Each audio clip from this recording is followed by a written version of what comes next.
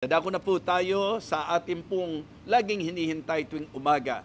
Sa aking pong pinapaalala sa mga kapatiran, lalo na kung tayo po, mga nagsasabing Kristiyano, it is always to begin our day with God. Laging napakaganda po na simulan po natin ang ating araw sa ating Panginoon, sa Kanyang salita, at ito nga po ang isang malaking pagpapala na siya ang naglagay ng ministeryong ito ng Believer's Breakfast with BFDB.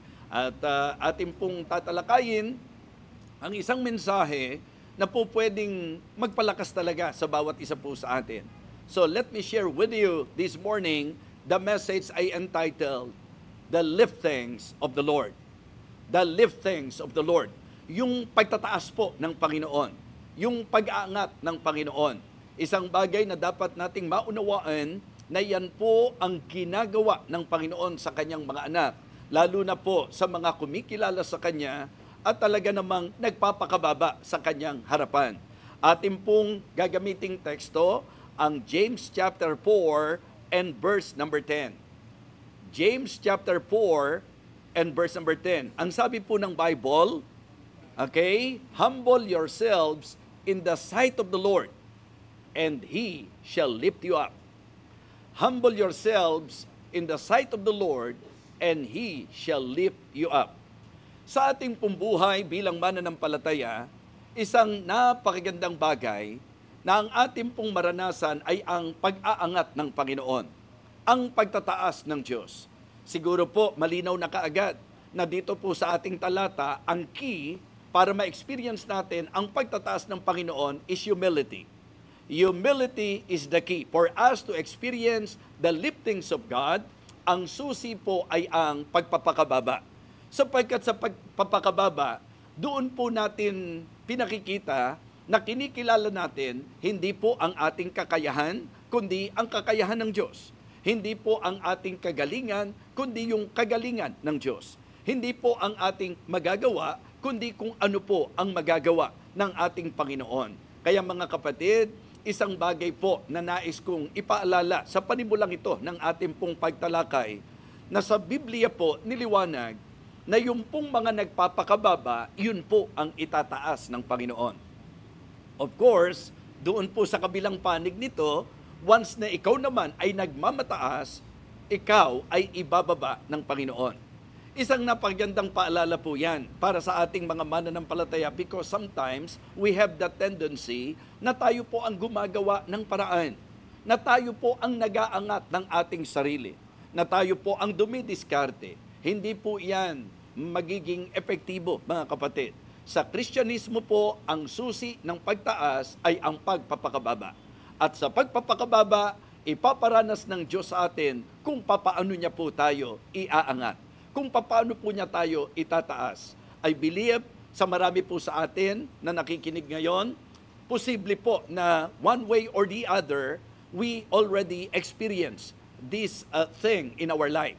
Na talagang habang kinikilala natin ang Diyos, makikita nyo po kung paano niya tayo inaangat, kung paano niya tayo itinataas. So, yun po ang matamis, mga kapatid. Yun po ang masarap, na ikaw ay naitaas, na hindi kailangang tumuntong ka sa iba, na hindi kailangang sumira ka ng iba, kundi ikaw ay humarap sa katotohanan, kinilala mo po ang iyong kawalan, kinilala mo po ang iyong kahinaan, kinilala mo po yung talagang dapat kilalanin na siya pong may magagawa sa anumang sitwasyon ng buhay mo. I am telling you this morning, meron pong mga bagay na kung saan po sa magiging pag-aaral natin, talagang ang Diyos ang magbibigay liwanag sa bawat isa. Let us experience the liftings of God. Let us experience the liftings of the Lord. Yun po ang mas gustuhin nating maranasan. Alam niyo po, isang bagay na pinupuri ka ng mga tao. Nakakatuwa po pag kami mga nag-a-appreciate sa iyo, kapag ka medyo may nagtataas sa iyo, may pumupuri sa iyo, may pumapalakpak sa iyo, may humahanga sa iyo. Lahat ng yan, hindi natin maitatanggi na nakakasaya ng puso, nakakataba ng puso. Pero walang garantiya po doon. Okay? Wala pong garantiya sa pag-aangat ng tao. Ibang-iba po pag Diyos ang nagtaas sa iyo. Ibang-iba po pag Diyos ang nag-angat sa iyo. Kaya nga ang encouragement ko po sa bawat isa sa atin, because our text is very clear na ang humility, ito talaga ang key for us to experience the liftings of God. Para maranasan natin ang pagtataas ng Panginoon, ang sabi po ng talata, ang dali pong ma-memorize. Okay? And I want to encourage everyone to please memorize this verse. Humble yourselves in the sight of the Lord, and He shall lift you up. Tiyakan po yan na sa pagpapakababa po natin, itataas po tayo ng Panginoon. So, tayo po'y dumako na sa ilang mga puntos na tatalakayin ko po sa ating pag-aaral. So, una, He lifts our heart with peace. Alam niyo po, ang isang bagay na talagang ginagawa ng Panginoon, yung pong iniaangat niya ang ating puso ng may kapayapaan, sa kapayapaan. Alam niyo sa buhay natin, ang kailangan natin yung totoong kapayapaan.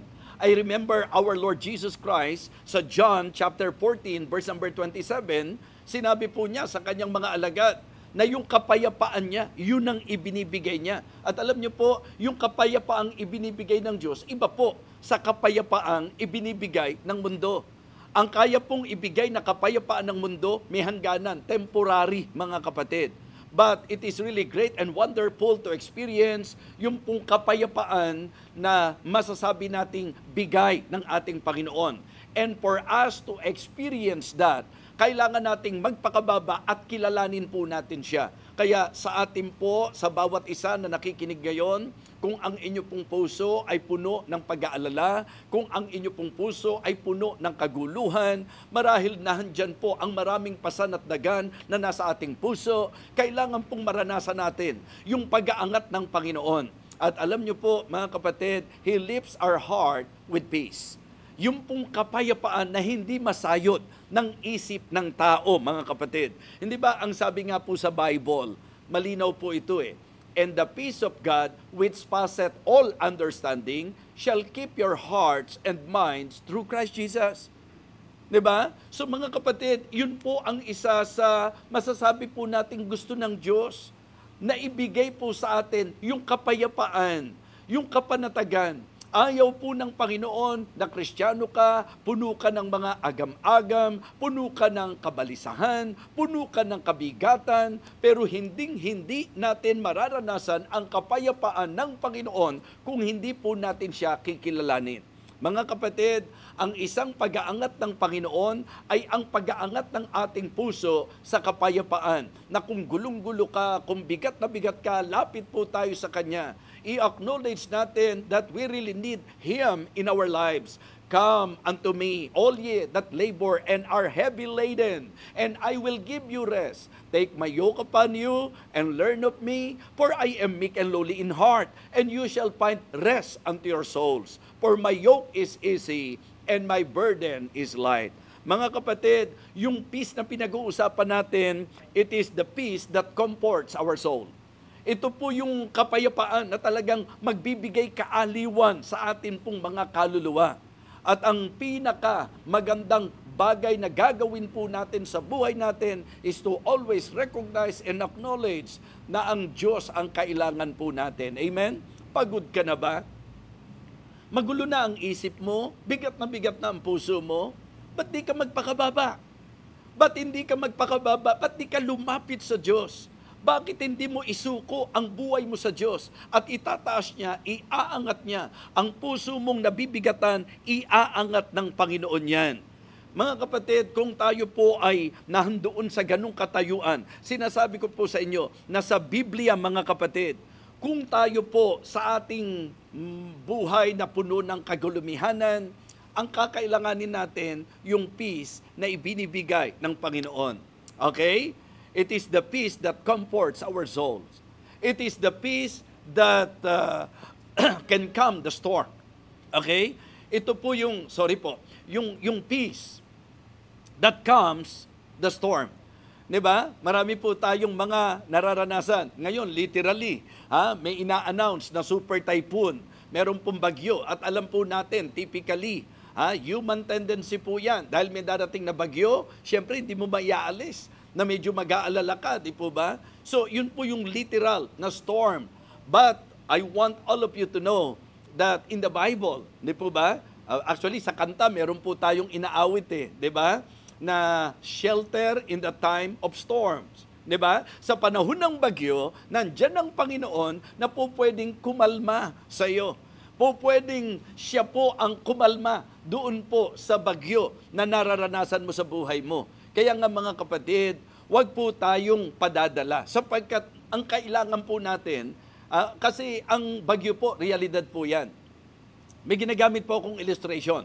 Kumbaga, ang buhay po natin, para pong yung mga nasa karagatan. Tama po? Yung mga naglalayag sa karagatan. Na ang reality po, talagang may panahon na magiging masungit ang panahon. Di ba? May mga pagkakataon po na masungit ang panahon. May mga sitwasyon po na malalakas ang hampas ng alon. Mga kapatid, mga minamahal, reality po yan. So dito po sa buhay natin, the same thing is true. Okay? Ang ibig ko pong sabihin, ang reason kung bakit may mga humahampas na alon sa buhay mo, ang reason kung bakit nakakaranas ka ng bagyo, reality po kasi yan sa buhay po natin. Ngayon, ang ating pinag-uusapan, sa usapan ng kapayapaan, ang Diyos po natin, hindi lamang po siya may kapangyarihan na talagang pahupain ang bagyo, kundi po pwede kanyang kalmahin sa panahon na nakakaranas ka ng bagyo sa buhay mo. Hindi po ba, yun yung po pwede maging patotoo po ng marami sa atin. Meron sa atin, talagang medyo malakas ang hampas ng alon ng iyong karamdaman. Hindi po ba? Meron po sa atin, nandoon po sa binabagyo tayo ng mga pangangailangan. Nandoon po yung sitwasyon na talagang meron tayong kagipitan. Merong mga bagay na nagpapahina ng loob sa atin, maybe persecution po yan, marahil po mga pressure sa buhay na ito, whatever it is, kung ilalarawan natin na storm po yan, what we need to do is to experience the lifting of God, yung lifting of our hearts, mga kapatid, with peace. Yung bang kung paano po na iniaangat niya, yung mga downhearted, kaya po tayong iangat ng Panginoon. Amen? So napakahalaga po na ito'y mabigyang pansin. Peace that comforts the soul. Peace that calms the storm. And peace that conquers the struggle. Diba? Ito po yung kapayapaan na po pwede pong magbigay sa atin ng tagumpay. Diba? To conquer yung pong mga struggles natin sa buhay na ito. Mga kapatid, mga minamahal, ang gusto ko lang pong i-point out sa inyo, ang isang bagay na magpapakita ng ating kababaan na gagamitin ng Diyos para iangat niya po ang mga puso nating lugmok. Yung ating mga nabibigat ang puso, prayer po talaga. And you know what? Ang prayer po ay pagkilala sa Diyos. Ang panalangin po ay pagpapakababa. Kumbaga, in picture, we are bowing down to God, we are bending our knees, mga kapatid, at yun po yung picture ng humility. So if you want to experience the lifting of God, isa sa magandang magagawa natin, instead na tayo po ay magpadala sa lahat ng sitwasyon sa buhay na ito, atin pong ilapit ang ating sarili. Kilalanin po natin ang Diyos. Magpakababa po tayo sa paningin sa ating pong Panginoon upang itaas po niya tayo. Mga kapatid, mga minamahal, He lifts, our heart with peace. Ikalawa po, He also lifts our hands with purpose. Diba? Dito naman, gusto ko pong gamitin yung pangyayari po doon sa panahon po ni Nehemiah. Naalala nyo po yun? Yung mga laglag po ang balikat nila, sila po'y nasa kahihiyan. Remember that story? Na yung pong kalagayan ng bayan ng Diyos, sila po ay nasa, masasabi nating kasalanan, nasa kahihiyan, nasa kahirapan. Yun po yung report na pinarating po ni Hanani at nung lahat, yung ilan sa mga kasamahan po niya. Sapagkat si Nehemiah, siya po ay nagkikare sa bayan po ng Panginoon. And you know what? Doon po sa katayuan na yon, ano po ang naging epekto kay Nehemiah? After hearing and after receiving the report from Hanani and to other brethren, ano po ang naging epekto sa kanya? Diba? Right away, nagpakababa siya, mga kapatid. Siya po ay lumuhod sa Panginoon. Siya po ay nanangis. Siya po ay nagpray. Mga kapatid, pag kami mga sitwasyon tayo sa buhay, hindi pangangatwiran ang kailangan. Hindi pagmamapuri ang kailangan. Hindi pagmamalinis ang kailangan. Kung tayo po ay humaharap doon sa katayuan na downhearted po tayo because of the consequence maybe, or masasabi nating mga chastisement, or po pwede rin sabihin po nating sufferings talaga na inaalaw ng Diyos na maranasan po natin. So, yun po yung pagkakataon para tawagin tayo sa pagkilala sa Diyos. Amen? Alam niyo po mga kapatid, yung mga sitwasyon natin sa buhay, yan po'y panawagan para po lagi nating kilalanin ang katotohanan na lagi nating kailangan ng Diyos sa buhay na ito. Amen? Kung agree po kayo, just type Amen, mga kapatid. Kapag ka-type nyo po ang sinasabi natin, type Amen. So, yun po ang isang bagay na maaaring para sa akin po, matututunan po natin. Okay? Siyempre po, nung nalaman po ni Nehemiah na yun daw pong mga kapatid, yung certain man of Judah, di po ba, nung nagbigay ng report sa kanya, sabi niya na ang bayan daw po ay nasa kahihiyan. Okay? In reproach, mga kapatid, nasa suffering at nasa matinding pagdurusa. And then, ang ginawa po ni Nehemiah, ito yung maganda na ating puntularan, hindi po siya nangatwiran, hindi po siya nagmalinis. In fact, he even included himself sa kanyang confession. Tama po? Hindi ba siya po ay lumuhod sa Panginoon, nanalangin sa Panginoon, nanangis sa Panginoon, at siya po ay nagpakababa sa Panginoon. Ngayon, sa chapter 2, ito po yung pinakapamilyar po sa atin, na ito pong si Nehemiah, talagang sa matinding pagmamalasakit po niya, nung tipunin po ang mga tao, ninais niya na i-encourage sila. And then ang sentro ng kanyang encouragement is about the hand of the Lord. Okay? So, sila po bagsak lahat. Ibig sabihin po, sa expression po, mga downhearted po sila, mga lupaypay po sila, mga kapatid. And then, ano po ang ginawa ni Nehemiah? Ano ang sabi niya? Pinakita niya ang kalagayan ng bayan.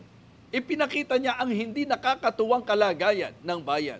Ang sabi niya sa verse number 17, "Ye see the distress that we are in, how Jerusalem lieth waste, and the gates are burned with fire." So, ano po ang naging masasabi nating encouragement niya? 'Di ba? Sabi niya, "Come, let us build up the wall of Jerusalem that we be no more a reproach." Kumbaga, mga bagsak ng kamay, mga nanglulupaypay, pero kinausap ni Nehemiah. And then, alam niyo po ba ang magtataas ng kamay natin? Ang makapangyarihang kamay ng Panginoon. So, nandyan ang kamay ng Panginoon upang itaas ang ating mga kamay. Pero kailangan pa rin po ng humility for the Lord, okay? For us to experience the lifting of our hands. Ang ibig sabihin po, yung pong Panginoon natin, He lifts our heart with peace. Okay? He lifts our hand with purpose. Alam niyo po, hindi ka palalakasin ng Diyos nang wala lang. Ibabangon ka ng Diyos, itataas ka ng Panginoon nang meron pong layunin. And actually po, pwede rin nating i-consider that He lifts our hand with power. Diba? Hindi lamang po talaga with purpose, kundi with power. Iba talaga. Pag Diyos ang nagtaas sa'yo, ibang klase, mga kapatid. Just to tell you honestly, isa po siguro ko sa pwede niyong gamiting example na kung aamin lang po tayo sa katotohanan, ako personally, I must admit, talagang kinikilala ko po ito, na kung hindi sa Diyos, wala po akong magagawa eh. Pero alam niyo po, doon sa moment na talagang ikaw ay po pwedeng natatakot, nangangamba, nangihina, mga kapatid, may Diyos na po pwedeng magtaas sa'yo, mag-angat sa'yo. So, He lifts our hands with purpose. Inaangat niya ang kamay natin nang meron po siyang layunin, mga kapatid. So, when Nehemiah told them, let us rise up and build, mga kapatid, ipinakita niya na meron tayong dapat gawin. Di po ba? Kasi ang pinakapangit sa tao, yung bagsak ka na, nagmamalaki ka pa. Yung bagsak ka na, lumalayo ka pa. Sa panahon na nangihina ka, hindi paglayo ang kailangan. Sa panahon na may atake sa buhay mo, hindi paglayo ang kailangan. Ang kailangan po natin, pagpapakababa. Di ba? At paano mo ipapakita yung pagpapakababa? Kakapit ka sa Diyos, lalapit ka sa Diyos. Panginoon, di ko kaya to. Ha? Itaas mo kamay ko, Panginoon. Di ba yung picture po, naalala niyo po si Moses? Di ba? Nung time na sila po'y nakikipaglaban, ano po ang ipinakita sa atin sa picture? Ha? Pag bumabagsak ang kamay niya, hindi ba talo po sila? So kailangan po maiangat ang kamay po ni Moses. Ito po'y paglalarawan na ang discouragement ay katulad ng pagbagsak ng ating mga kamay. At ang encouragement ay yung meron pong magtaas ng ating kamay. And in the story of Moses, nakita natin that the Lord used Aaron and Hur para itaas ang kanyang kamay. Panginoon po yon na gumamit kay Aaron at kay Hur. Now sa atin po mga kapatid, iyon ang isang magandang maranasan natin. Kung paanong itaas ng Diyos ang kamay natin with purpose and with power. Diba? Ibig sabihin, talagang nanduroon. Meron kang gagawin kung bakit kailangan mong bumangon. Meron kang gagawin kung bakit kailangan mong makarecover. Meron po tayong gagawin kung bakit tayo pinalalakas ng Panginoon, mga kapatid. So, it is very important to understand, okay, purpose in your labor. Di ba? Purpose in your labor. Yung power in your life. And also, yung passion of your love. Ibig sabihin, pansinin niyo po yung puso ni Nehemiah. Diba? Grabe po yung kanyang passion. And then, when he encouraged the people, ako naniniwala na hawa po sila eh. Diba? Ang sabi ng verse number 18 ng Nehemiah chapter 2, Then I told them of the hand of my God, which was good upon me, as also the king's word that he had spoken unto me. And they said, Let us rise up and build. Kung titingnan natin, saan ba ito nanggaling? Hindi po ba? Lagi ko itinuturo sa inyo, pag nag-aral kayo ng Biblia, mga kapatid, maganda po na magkaroon kayo ng konting lalim sa pag-aaral. At alam po natin yan, na bago verse 18, verse 17 muna. Tama po? Yun po ang isang bagay na talagang dapat iintindihin natin mabuti.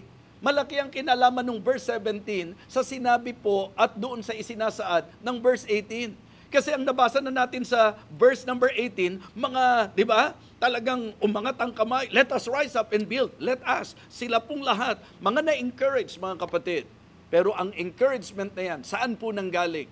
Doon po sa motivasyon at words of encouragement ni Nehemiah na sinabi niya, ito kalagayan natin. Kumbaga, aminin natin bagsak tayo, aminin natin nasa kahihiyan tayo, aminin natin kailangan natin ng Diyos upang tayo po'y makabangon. Mga kapatid, ano man ang sitwasyon mo sa buhay, maring laglag ang iyong kamay, maring ikaw ay nang lulupaypay, maring ikaw ay nahando na sa punto na gusto mo nang sumuko, na itataas mo nga ang kamay mo pero surrender. Ang idea, ayaw ko na, gusto ko nang mag-quit. Mga kapatid, kilalanin mo ang Diyos sapagkat kaya ng Diyos na iangat ang iyong kamay with power and with purpose. Amen? Ha? Upang ikaw ay mayroon pong i-accomplish. Mga kapatid, yung pong purpose niya para sa atin pong dapat gawin. Diba? Yung purpose in your labor, yung power sa buhay po natin, at yung passion, yung pagmamahal. At alam nyo mga kapatid, talagang damang-dama yung impact. Pinalakas talaga sila ng Panginoon. Itinaas talaga sila ng Panginoon. Alam nyo po kung bakit? Kasi at first ang makikita natin, si Nehemiah lang yung very eager eh. Hindi po ba? Si Nehemiah lang po yun. Pero pag-aralan nyo po yung storya ng mga tao sa panahon po ni Nehemiah, mga kapatid. Alam nyo po, ang sabi ng Biblia, and I believe, yun po ang reason kung bakit sila po ay nagtagumpay. Alam nyo kung bakit? Sapagkat ang lahat ay nagkaroon ng kaisipan at puso na gumawa. Pero umamin po kayo, may mga time na kahit gusto mong gumawa, pag discourage ka, di ba? Parang hirap, parang ang bigat, mga kapatid. So it is good to experience the lifting of God. Di ba? The lifting of our hands. Yung pag-aangat ng Diyos ng ating kamay with power. Importante po yan. So number 1, di ba? He lifts our hearts with peace. Ikalawa po, He lifts our hands with power and with purpose. Hindi po pwede na i-encourage ka ng ganun lang. Yun ang gusto ko makita yung picture eh. Naalala nyo po si Peter, di ba? Bago po tayo mag-proceed sa point number 3. If you can still remember what happened to Peter, di ba, lumayo siya. At masasabi po natin na hindi po magaan yung pong naging kahinaan po nitong si Peter. In fact, sa storya, ang isa sa highlight sa story ni Peter, Hindi po ba? Yung pagtatatwa niya sa Panginoon ng hindi tsamba kasi 3 beses eh. Yun po'y dahil sa nadala siya ng takot, nadaig siya ng takot, di po ba? So, mabigat yung nagawa po ni Peter. And then, narito po ang Panginoon, in-encourage siya, di po ba? In-encourage po siya. Alam niyo po mga kapatid, yung pong idea, nung siya po ay nirecover ng Panginoon, kasi meron siyang kailangan gawin. Kaya nung nag-usap po, yung passion, di ba? Loves thou me. Passion ang pinag-uusapan doon. Di ba? Loves thou me more than this. Kumbaga, Pedro, mahal mo ba talaga ako? Mahal mo ba ako kaysa sa trabaho mo? Mahal mo ba ako kaysa sa ibang bagay? Di ba? Ang sagot naman ni Peter, yeah, Lord, thou knowest that I love thee. And then, anong ipinopoint out ng Panginoon? Feed my lambs, feed my sheep, feed my sheep. Ibig sabihin, merong gagawin, mga kapatid. And I remember, this is very striking para sa akin. Nung sabihin po ng Bible, sabi ng Panginoon, when thou art converted, di ba? Strengthen thy brethren. Mga kapatid, mga minamahal, kaya ini-encourage ko po kayo na maranasan natin yung pag-aangat ng kamay ng Panginoon, di ba? Pag-aangat ng Panginoon ng ating mga kamay. Kasi sa totoo lang, gusto ng Diyos na gamitin tayo para i-encourage din natin ang iba. Amen? Kaya kung nangihina ka, kung nanlulupay-pay ka, experience the lifting of God. Okay? Yung kung paano ka i-recover at i-revive ng ating Panginoon. So, pangatlo po, okay, He lifts our hope with promise. He lifts our hope with promise. Una po, He lifts our hearts, okay, with peace. He lifts our hands with purpose, with power. He lifts our hope with promise. Mga kapatid, mga minamahal, dito po, gusto ko lang gamitin po natin yung pong Isaiah chapter 40. Diba? Sa Isaiah chapter 40, yung mga wordings po dyan, dadalin tayo sa pagkilala na kahit nakabataan ka pa, kahit nakabinataan ka, mapapagod ka, manglulupaypay ka, manghihina ka. Pero anong sabi po? Yung pinaka-highlight niyan, but they that wait. The word wait in that particular verse, ang ibig sabihin po, hope. Sila na sa Diyos umaasa. Sila na sa Diyos nagtitiwala. Sila na sa Diyos kumikilala. Okay? Mga kapatid, ang isang bagay po na dapat nating maintindihan, ang ating Panginoon ang nag-aangat ng ating pag-asa sa Kanyang pangako. Ang Diyos po hindi sisira sa Kanyang pangako. Amen? Kaya nga sabi ko po, kung meron tayong hindi dapat gagawin sa Diyos, alam niyo kung ano po? Yung pag-alinlanganan siya. Kasi tayo rin ang talo. Pag ikaw nag-alinlangan sa Diyos, saan ka pa? Ano pang mangyayari sa buhay mo? 'Di ba? Ang aking isa sa laging dinidiin po sa bawat mga Kristiyano, kung pati Diyos, pag-aalinlanganan mo, sino pa ang pagtitiwalaan mo? Mga kapatid, mga minamahal, niliwanag po niya, kabataan, mapapagod, manglulupaypay. Pero ano ang idinin po? But they that wait upon the Lord shall renew their strength. They shall mount up with wings as eagle. They shall run and not be weary. They shall walk and not faint. So dito po, makikita nyo na pagka ang natutunan po natin, yung ating pong hope, yung ating pong pag-asa sa Panginoon, mga kapatid, ito pong bagay na ito ay makatutulong po sa atin. So, He lifts our hope with promise. Okay? Ano pong promise? Promise that sustains. Yung mga pangako niya na yun po ang nagsusustain sa atin. Promise that strengthens, mga kapatid. Yung pangako niya na magpapalakas sa atin. And promise that secures. Ito pong mga pangako ng Panginoon na ito, mga kapatid, ang dapat magdala sa atin sa masasabi nating tiwala at pag-asa sa Kanya. Alam niyo po, kung merong isang bagay na hindi gagawin ng Diyos, alam niyo kung ano? Ito po yung magsinungaling. Ito po yung hindi siya tutupad sa Kanyang pinangako. Pero in Hebrews chapter 11, kung bakit ang tibay ng pag-asa, for faithful is He that promised. Do you really believe that our God is faithful? So, the reason why it is really good for us to study the Word of God, because we cannot deny the fact that the Bible is actually book of God's promises.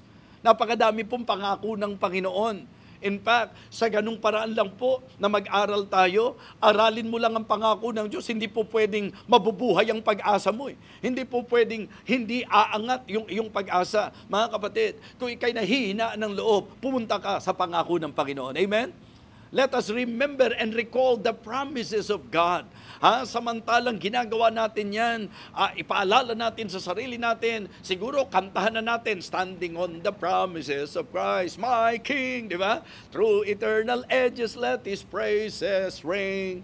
Glory in the highest, I will shout and sing, standing on the promises of God. Everybody, standing, standing, standing on the promises of God, my Savior. Standing, standing.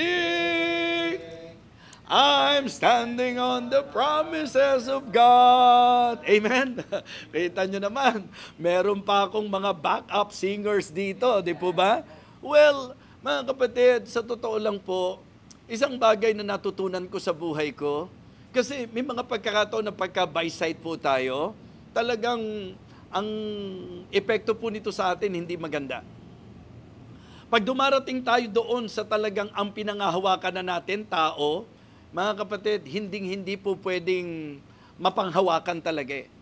Pero kapag ka dumarating ka sa point na nadi-discourage ka, parang, alam niyo po yon, yung losing hope doon sa mga nangyayari, ano po ang pinakamaganda magagawa natin? Alalahanin natin ang pangako ng Panginoon. Tatandaan niyo po, sa aming mga worker, di ba? Hindi naman tao tumawag sa amin eh. Diyos ang tumawag sa amin. Kaya ang pag-asa namin sa Diyos. Amen? So, ganun din po. Mga Bible school student natin, sino tumawag sa inyo? Baka si pastor nyo lang. Kahit ang pastor mo, hindi mo pwedeng panghawakan sa lahat ng panahon. Dahil kahit mahal na mahal namin kayo, may limitasyon kami, may hangganan kami. Pero kapag sa Diyos ka naghintay, sa Diyos ka umasa, sa Diyos ka kumilala, sa Diyos ka nagtiwala, wow! Ang sabi po ng Bible, mga kapatid, you will mount up with wings as eagles.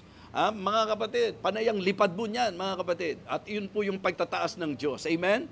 Opo. Kaya hindi po kailangan ng kung ano-anong mga seremonya ng tao. Ang ikalalakas mo at ang bubuhay at mag-aangat ng pag-asa mo, pangako ng Panginoon. Amen? Yeah, the promises of God. Ito po yung promise na nagsusustain. Ito po yung promise na nagpapalakas, that strengthens. And it is the promise that secures. Wala po tayong maikakatwiran kung ang pag-uusapan natin, yung mga tao na ginagamit mong dahilan, hindi natin maikakatwiran sa Diyos yan. Kaya naman po ako talaga tumigil, na-open po kasi ako eh. Hindi po kasi tinupad ni brother, yung pangako niya, ni sister, yung pangako niya. Mga kapatid, ang pinangahawakan natin, hindi tao, ang pinangahawakan natin ay ang Diyos. Amen? Pero ano pa rin ang susi? Humility. Humility. Talagang ito po'y pagluhod sa Diyos. Ito po ay pagyukod sa Panginoon. Di ba? Mga kapatid, tayo po'y magbow sa Panginoon, tayo po'y mag-bend sa Panginoon, pagkat ang susi upang ako at ikaw ay itaas ng Panginoon ay ang pagpapakababa. Ano ang sabi ng talata natin?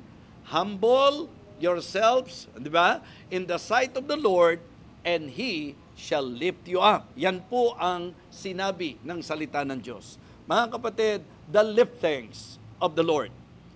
Yung pong resulta ng humility, yung pong pag-aangat ng Panginoon. Kung gagamitin nyo po yung salitang promotion, ibang-iba pagka Diyos ang nagtaas sa iyo. Amen? Yes. Hindi naman po naging pastor si PNG dahil siya po ang nagtaas ng sarili niya. No.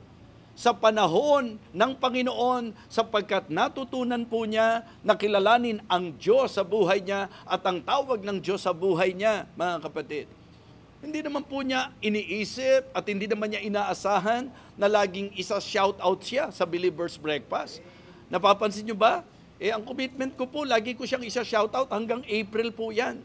O dahil pagkatapos po ng April, hindi mo na kailangan i-shoutout yan. Sobrang saya na po niyan sa buhay po niya. Well, mga kapatid, ginagamit ko po na example, yung mismong mga nakita ko, yung na-witness ko po, na talagang kung paanong inangat ng Panginoon. Alam po natin yan, sabi nga ni Preacher Larry, kapag ka po siya nagte-testimony, di po ba? At yung ilan po sa atin, kinikilala natin na wala naman talaga tayo eh.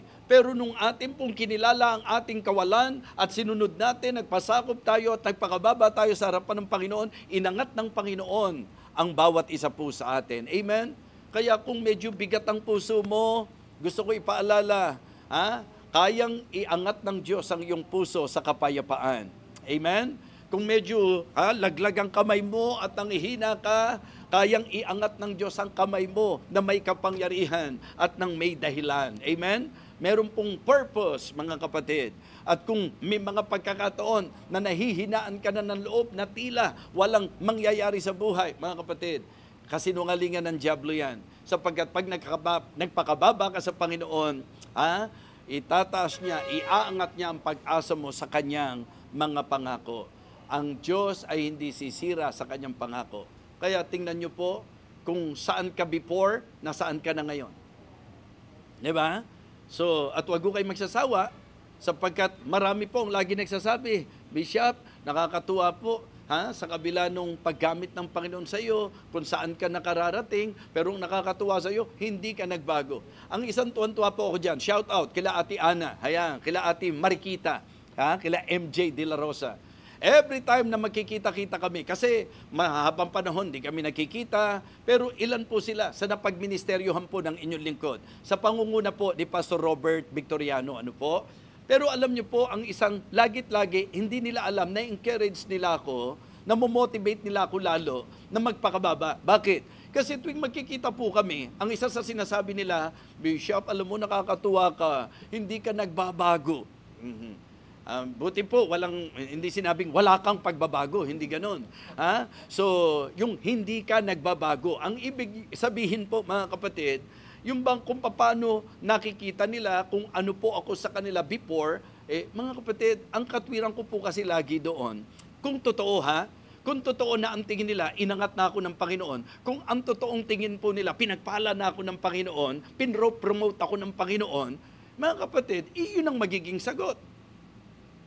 Na kaya ka iniaangat ng Diyos kasi nagpapakababa ka, kinikilala mo siya.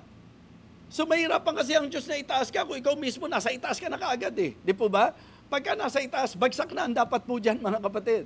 Kaya wag na wag tayong magpapalalo at magmamataas. Actually, hindi lang po yan sila Sister Ana, sila Sister Marikita. No. Sila doktora, hindi lang po sila. Ang dami po na yun po yung kanilang ikino-comment. Nakakatuwa po, hindi kayo nagbabago. Hindi po namin nakita sa inyo na mayabang kayo. Kasi nga, marunong po ako magdala mga kapatid. So, ang ipino-point out ko po, I am always acknowledging in my life the grace of God of course, na talagang if not of Him, if not of the Lord, wala naman po talagang kabuluhan at kwenta ang buhay ko po. Mga kapatid, experience the liftings of the Lord. Amen? Experience the liftings of the Lord. Kabisado nyo na po ba? Kabisado nyo na po ba yung talata? O kayong mga live viewers natin dyan, kabisado nyo na yung talata? O sige nga, sabay-sabay, lakasan nyo ha. Ready? Begin.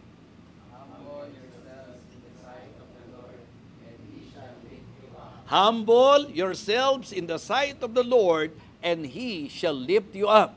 Gusto mo bang iangat ka ng Panginoon? Ang susi, humble yourselves in the sight of the Lord. Iniisip ko po bakit po pwede namang humble yourselves, di po ba? Pero bakit nandun pa yung in the sight of the Lord? Kasi baka mamaya pa humble effect ka lang. Di ba? So kaya kung gusto niyo talaga ng humility, ang susi po, basahin niyo po ang aklat na isinulat ni Dr. Ferdinand Laus. Di ba? Ang kanya pong isinulat na aklat, 7 Secrets on how to be humble like me. Yan po ang kanyang yan po ang kanyang isinulat na aklat. Oh, Ma'am Jackie, Ma'am Jackie Mariano, shout out po sa inyo. Alam ko talagang na-challenge kayo kay Pastor Laos nung nandyan po sa Canada dahil isinyer niya sa inyo kung gaano siya ka-humble, kung paano nag-train siya ng mga humble. No, kidding aside mga kapatid, ang buhay natin ay nakasalalay sa pagtataas ng Diyos. Hindi mo kailangang magmataas dahil ang Diyos mismo ang magdedetermine kung dapat kang itaas. Pero sa kanyang pagtuturo, sa kanyang salita, ang susi para sa pag-aangat ng Panginoon, humility. Amen? For us to experience the liftings of God, ang susi po, humility. Kaya nga sabi ko, pwede ring ang title, Humility is the Key. Amen? Humility is the key. But what I want to emphasize in this message are the liftings of God. Yung pag-aangat ng Panginoon. At alam ko po, marami sa atin, na-experience nyo po yan. Diba? Na mula po sa inyong humble beginning, at dahil po sa inyong humility, dumating ang time na hindi po kayo nanatili doon. Ngayon, pansinin nyo po, inangat na ng Diyos ang buhay nyo. Basta ang laging, hindi na sikreto to, pinag-uusapan na natin eh. Ang laging susi, mga kapatid, pagpapakababa. Humble yourselves in the sight of the Lord, and He shall lift you up. So, atin pong i-apply ang message na ito. Kung kayo po ay downhearted, kung laglag ang inyong kamay, at nawawala ng pag-asa, hayaan nyo pong iangat ng Diyos ang inyong puso sa kapayapaan. Hayaan nyo po na itaas ng Diyos ang inyong kamay sa kalakasan at kapangyarihan. At hayaan din po natin na itaas, iangat ng Diyos ang ating pag-asa sa Kanyang mga pangako. The liftings of God. Let us pray. Dakilang Diyos, salamat po sa iyong patuloy na paggawa sa ministeryong ito. Salamat din po sa mga masugid na sumusubaybay. Salamat po sa mga nananalangin para sa ministeryong Believer's Breakfast. Lord, I pray that you will continue to use this ministry para lumawak pa ang maaabot, dakilang Panginoon. Ang salita mo po ay patuloy na maipahayag. At nawa, dakilang Diyos, sa aming naging mensahe ngayon, kung may mga downhearted, kung may mga discouraged, mga nanglulupaypay, nawawala ng pag-asa, nawa ngayon po kami nabuhayan ng loob sapagkat nakita namin na ang susi ng lahat, humility. Ang pagpapakababa sa iyong harapan. Nilinaw mo po, Panginoon, sa iyong paningin. Hindi sa papapakita sa tao, hindi po sa pagpipretend, kundi yung talagang sincere humility sapagkat ang iyong binigyan ng pansin sa sulat po ni Santiago ay sa iyong harapan, Panginoon. Kaya ang amin pong panalangin, O Diyos, ikaw po ang gumawa para patuloy at patuloy kilalanin ka po namin sa aming buhay. Kaya dakilang Diyos, salamat po sa naging paggabay mo sa aming pagsasalo-salo. Ito po ang aking panalangin sa pangalan po ng aming Panginoong Jesus. Amen.